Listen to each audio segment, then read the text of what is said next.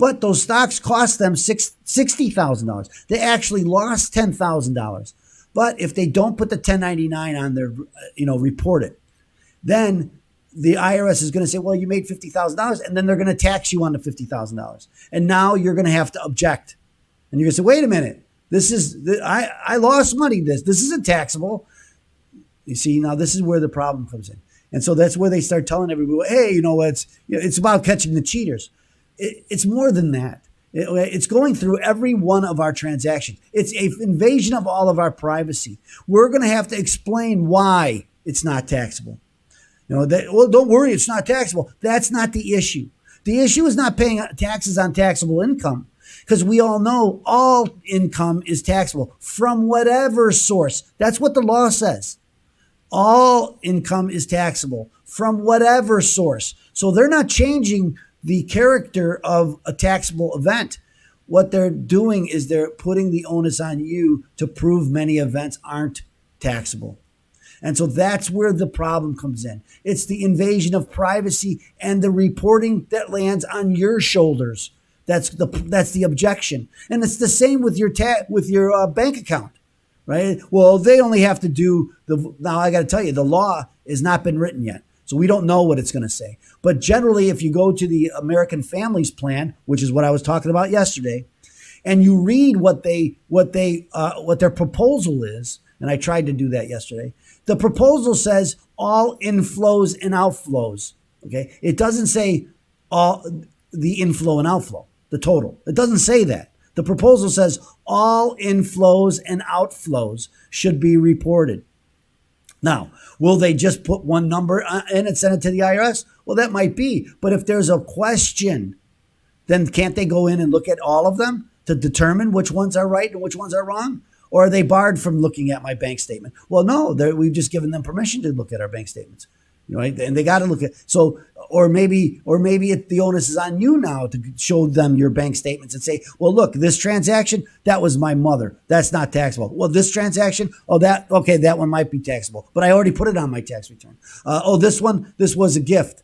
This was a friend sent me in. This one. And so you're going to have to go through each and every one of your transactions to substantiate why it isn't a taxable event. Because otherwise, how would the IRS know? And so I was speaking with someone about this, and they said, well, on my Venmo, I always put, well, this is a gift. Well, I don't think that's going to pass muster with the IRS to just say, well, that's what that says. It says it's a gift, so it must have been a gift. No, you have to have substantiation to prove it was a gift and that it wasn't taxable. Okay, so this is my objection. And it's not about them taxing taxable income. As I said, all income is taxable. We know that. Do some people put stuff in there that isn't that's probably taxable and they don't pay tax on it? Yeah, it probably happens. Again, at what cost are we going to gather everybody together and go after everybody for every dime? And so if I sell my skateboard to a neighbor, is that a taxable event? Or do I have to know what a taxable event is? Should I put that down? If he pays me on Zelle, do I have to report it? Well, yeah. Now, if my total transactions of the year is over $600, and if I use Zelle, then it probably is, right? What if I sell my bicycle or my Stratocaster guitar, and that thing's worth $800, and I sell it for $800? Is that a taxable event? I bought that guitar 40 years ago for $800. Is that a taxable event, or did I just sell an asset? That's without a taxable event. I don't know. Do you know? Actually, I do know. But do you know? Most people don't know, right? And so now you're going to have to explain it to the IRS. Well, I sold my guitar. Well, that's taxable. Well, unless I can prove what I paid for it. Well, I bought that guitar 40 years ago. How do I know I can't prove what I paid for it? Well, then it's taxable, isn't it? So this is the objection. And when these fact checkers like Verify, or here's another one. Let me find this other one I have up here. PolitiFact, right? When they come up with this, it's mostly false. Will the IRS track and see how they put that in quotes, every Venmo transaction? Fact checking claims on new financial reporting plans. Yes, actually they will have the bulk amount in every transactions involved. Okay, and that's the way I'm going to have to go about this. The American Rescue Plan Act, which Congress passed in March, has a provision that will require cash apps like Venmo, PayPal, and Zelle to file information reports on commercial transactions over $600. But see, here's the catch. What's a commercial transaction? So really what they're saying is every transaction, because every transaction might be a commercial transaction until I tell them otherwise. And so they kind of couch this. They got to blow over that. And then previously cash apps were required to report only business transactions of $20,000 for accounts with at least 200 separate payments in a calendar year.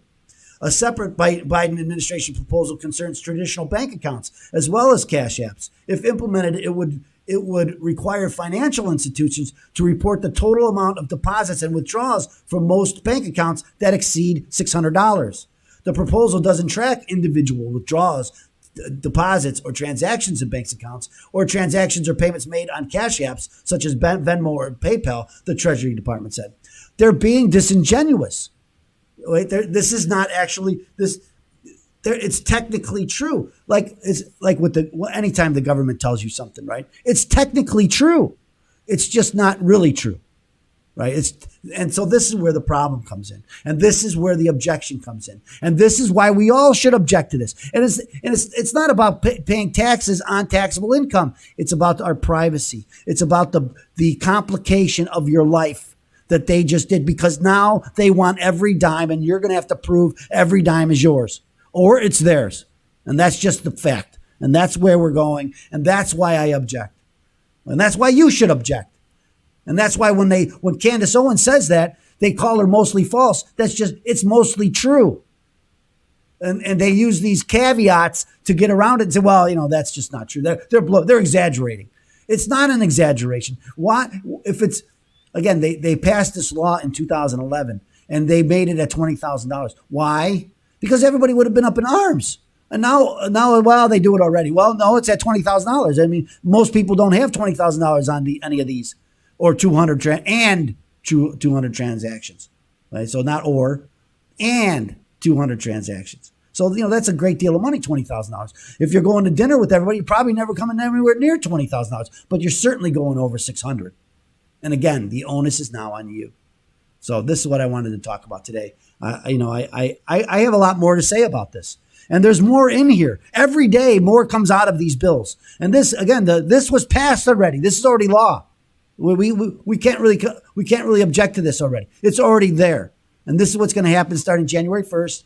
This is what's going to happen. And you're going to be having to keep records of everything. There's an article in here about what you should do. 5 things to know about the IRS plan. I'm already over the 20-minute mark. I like to keep these around 15 to 20 minutes, and I'm already over how Cashapp works. We already know that. What does a new law actually say? And again, this is where they kind of fudge what it says. Oh, it's not everyone. The new rule only applies to business transactions. Yes, again, but what kind of business? What is a business transaction? The IRS will be sending out K-99 forms. If you receive more, yes, they will be sending out K-99 forms. If you sell something or provide services to someone. No, if you do anything through there with over $600, they want to know why. Okay, so this is just, again, and I don't know why these media outlets seem to cover for the government with these half truths. Business owners who use cash apps need to be vigilant. No matter how small your business might be, it is a good idea to report all income to the IRS. It's the law. It's not a good idea. It's a law. It's been the law forever. That's not changing that. If your income is fairly low, it's unlikely you will owe any taxes at all. But I have to prove it. It's not unlikely. It's just not unlikely. It's just not true. Okay? And so again, when they tell you it's not true, I'm telling you that what they're saying is not true. It's, again, Candace Owens' tweet, mostly true. And I just proved to you why it's mostly true.